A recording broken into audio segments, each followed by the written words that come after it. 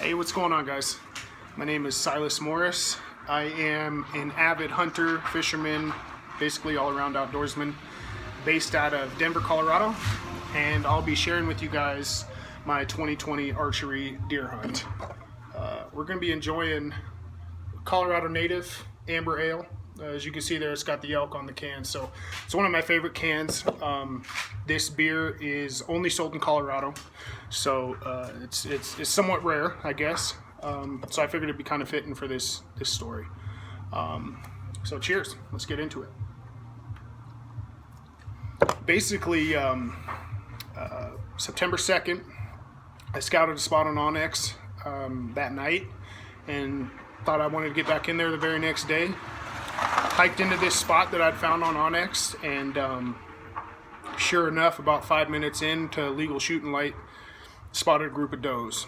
I didn't put a stock on them because they were kind of far and it was a little crunchy. I knew that I had some good time and I could probably find some more deer. So I let that opportunity pass, and 5-6 minutes later, spotted a group of 3 deer. One really big buck, probably about 28 inches wide, 3 or 4 inch dropper off the right side, and then a small 3-point and one unidentified deer. So I started stalking the small one because I told myself, the first opportunity I get, the closest deer is the one that I'm going to stalk. As I was making my way to the small deer, I was able to find out that the other deer that was in the middle was a buck. He couldn't see me because we had a tree right in between both of us. So I snuck up to about 50 yards, drew my bow, stepped out from behind the tree, and let it go. Perfect shot. I saw the fletchings disappear, but it didn't sound very good. It sounded kind of like I hit a log. So I was a little skeptical. Started moving my way up the drainage, knocked another arrow, got to the top about 30 yards, and there was the big buck standing about 20 yards from me. I was about 80% through my drawback on him, and then out of my peripherals, I saw the deer that I'd shot at, and he had a blood spot right where I'd hit him. But on the other side of him, I could tell he was just losing a lot of blood.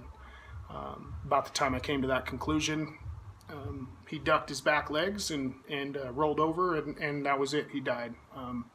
It all probably went down within 15 seconds from him being hit to him dying, and he probably only ran about 30 yards. So it's definitely one of my most efficient kills with any equipment. Here he is. I'll show you here. Like I said, he's my biggest deer, first velvet buck. So it was an awesome experience. I was solo. I was by myself.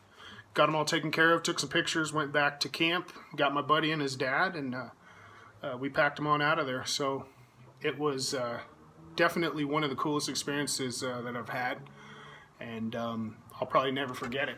So again, cheers. Happy hunting, happy fishing, Merry Christmas, and I hope for a great year in 2021.